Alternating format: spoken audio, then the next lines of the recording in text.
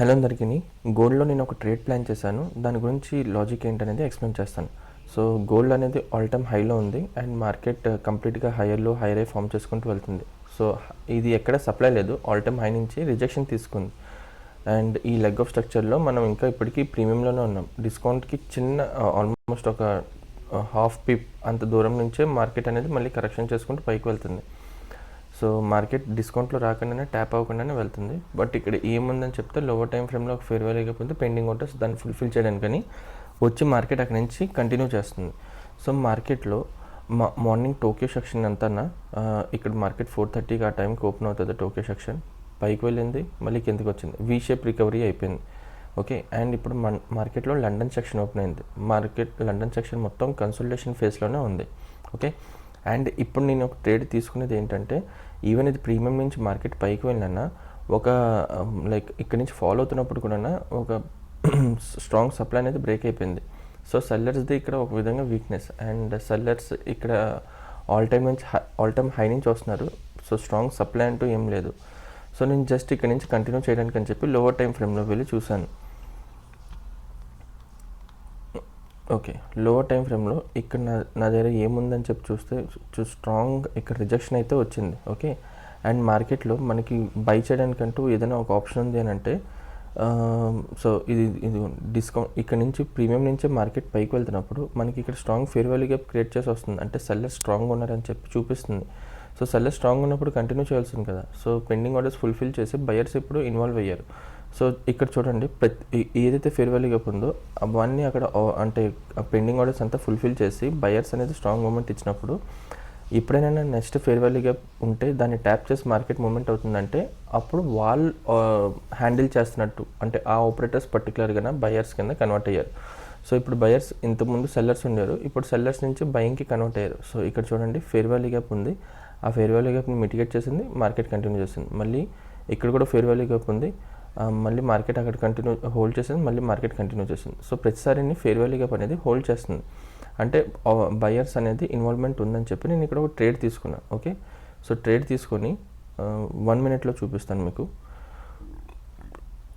Okay, so మార్కెట్లో హయ్యర్లో form చేస్తుంది. ఇది హయ్యర్ అయ్యి, ఇది మన హయ్యర్లో, మళ్ళీ మార్కెట్ ఇది హయ్యర్ అయ్యి, ఇది అన్నిటికంటే లోయెస్ట్ పాయింట్ ఇది. సో ఇది హయ్యర్లో, ఇప్పుడు మళ్ళీ ఇది మనకి హయ్యర్ అయ్యి. సో మనకి రీసెంట్ లెగ్ ఏంటి, ఈ హయ్యర్లో నుంచి ఈ హయ్యర్ అయ్యే వరకు.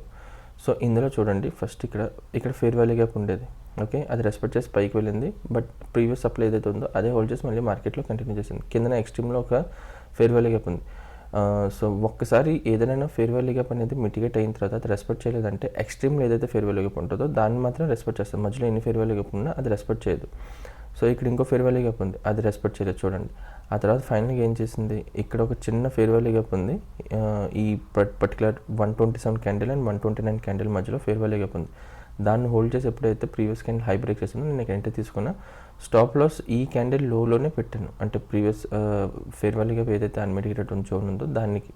బట్ ఇక్కడ నేను ఎక్స్పెక్ట్ చేస్తుంది ఏంటంటే ఇది కంప్లీట్ ఒక ఆర్డర్ బ్లాక్, మనకి ఇది హయ్యర్లో ప్లస్ ఇది మనకి ఆర్డర్ బ్లాక్, ఈ క్యాండిల్ అంతా, అండ్ ఇందులో రిజెక్షన్ బ్లాక్ కూడా ఉంది. సో ఈ క్యాండిల్, సో మనం ఇక్కడ ఎంట్రీ తీసుకున్నాక ఇక్కడ ఏదైతే ఫేర్ వాల్యూగా పెండింగ్స్ ఉన్నాయో అవన్నింటినీ పెండింగ్ ఆర్డర్స్ అన్ని సెల్లర్స్ది దాన్ని ఫుల్ఫిల్ చేస్తారు బయర్స్. మళ్ళీ ఫుల్ఫిల్ చేసిన తర్వాత మళ్ళీ మార్కెట్ కిందకు వచ్చింది, మళ్ళీ ఈ హైనే బ్రేక్ చేసింది.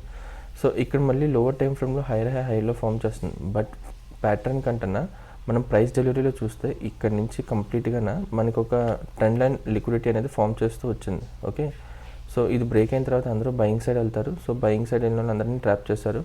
అండ్ ఇక్కడ సేమ్ అదే విధంగా ఇక్కడ నుంచి కూడా బయింగ్ సైడ్ వెళ్తున్నారు ప్రతి ఒక్కరిని. ట్రెండ్ ఇక్కడ నుంచి చూసినా, సో ఇక్కడ కింద కూడా లిక్విడిటీ ఉంది, పైన కూడా లిక్విడిటీ ఉంది. Okay, so buyers sellers liquidity తీసుకున్న కిందకి వచ్చారు, బయర్స్ లిక్విడిటీ కూడా తీసుకున్నారు. ఇప్పుడు మార్కెట్ అనేది మూమెంట్ పైకి అవ్వచ్చు, ఎందుకంటే ఇక్కడ నుంచి సెల్ కూడా చేసి ఉంటారు కదా. ఇక్కడ నుంచి బై చేసిన వాళ్ళు మన స్ట్రాంగ్ ఒక డిమాండ్కి వచ్చేసి మార్కెట్ అనేది హోల్డ్ అయింది.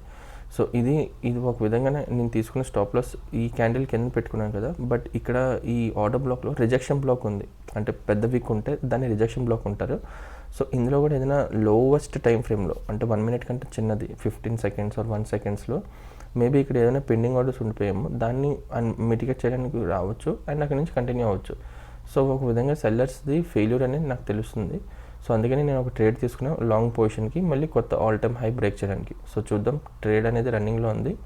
మార్కెట్లో మనకి లైక్ మన రిస్క్ రివార్డ్ 1:5 అండ్ టార్గెట్ ఇస్తుందా లేదనేది చూద్దాం. ఇది నేను ఈవెన్ ఇంకా మార్కెట్ డిస్కౌంట్లో రాకపోయినా హయ్యర్ టైం ఫ్రేమ్ ప్రకారం అయినా సరే నేను ఎంట్రీ తీసుకున్నాను. జస్ట్ బయర్స్ ఏదైతే ఉందో ఆ బయర్స్ని చూసి మాత్రమే నేను ఎంట్రీ తీసుకున్నాను. ఓకేనా, మీకు ఒకసారి ప్రీమియం డిస్కౌంట్ పెట్టేసి కూడా సో ఇక్కడ మన లెగ్లో ప్రీమియం డిస్కౌంట్ పెట్టుకున్నాక ఇక్కడ డిస్కౌంట్ వాల్యూ ఎంత వస్తుంది, డిస్కౌంట్లో రావాలంటే 4202.59కి రావాలి. బట్ ఇక్కడ దీని లో చూడండి 4203. సో ఆల్మోస్ట్ 1 పిప్ ఎక్కువ. ఓకే, అక్కడి నుంచే రిజెక్షన్ తీసుకుంది. హాఫ్ పిప్లోనే మ్యాక్స్ మార్కెట్ అనేది రాకుండానే ఈ లెవెల్కి రాకుండానే మార్కెట్ మూమెంట్ అయిపోయింది. ఈ లెవెల్కి రాకుండానే. సో ప్రీమియంలో డిస్కౌంట్లో రాలేదు, డిస్కౌంట్లో రాకపోయినా మార్కెట్ మూమెంట్ అయింది. సో యాక్చువల్లీ ఈ విధంగా అయితే నేను ఎప్పుడు ఎంట్రీ తీసుకున్నాను నార్మల్గా. బట్ బయర్స్ ఏదైతే మూమెంట్ అయిందో అది నాకు స్ట్రాంగ్ మూమెంట్ పైకే చూపిస్తుంది కాబట్టి నేను ఒక ఎంట్రీ తీసుకున్నాను. సో ఇది ఫెయిల్ అయినా నేను అంటే ఇది in case stop loss hit అయిపోయినా నేను కింద నుంచి ఏమైనా డిస్కౌంట్ జోన్ నుంచే మళ్ళీ బై చేయడానికి ఇంట్రెస్ట్ చూపిస్తాను. ఇది జస్ట్ ఒక చిన్న స్కాల్ప్ పర్పస్కే తీసుకున్నా. సో వెయిట్ చేసి చూద్దాం. సో మార్కెట్లో మనం ఏదైతే అనుకున్నామో అది కుదరలేదు అండ్ స్టాప్ లాస్ అనేది హిట్ అయింది. ఓకే, ఈ ఆర్డర్ బ్లాక్ దగ్గర నుంచి రిజెక్షన్ తీసుకుంటుంది అనుకున్నా కానీ కుదరలేదు. అండ్ ఈ రెడ్ లైన్ ఏదైతే పెట్టానో అది London section opening. So London section opening ఏదైతే ఉందో దాని లో పాయింట్ స్వీప్ చేసింది. సో సెషన్ లిక్విడిటీ తీసుకుంది కాబట్టి market in case market structure shift చేసిందంటే అంటే ఈ హై బ్రేక్ చేసి చేంజ్ ఆఫ్ రేట్ చేసినట్టయితే మనకి ఈ చేంజ్ ఆఫ్ రేట్ చేసినప్పుడు కూడా ఫేకా కాదనేది చూసుకొని అక్కడి నుంచి మళ్ళీ మార్కెట్లో బయింగ్కి ప్లాన్ చేయొచ్చు. ఓకే, ఇదైతే స్టాప్ లాస్ సెట్ అయింది. ఇంకేమైనా ఎంట్రీస్ ఉంటే దాని గురించి కూడా డిస్కస్ చేసుకుందాం. Thank you.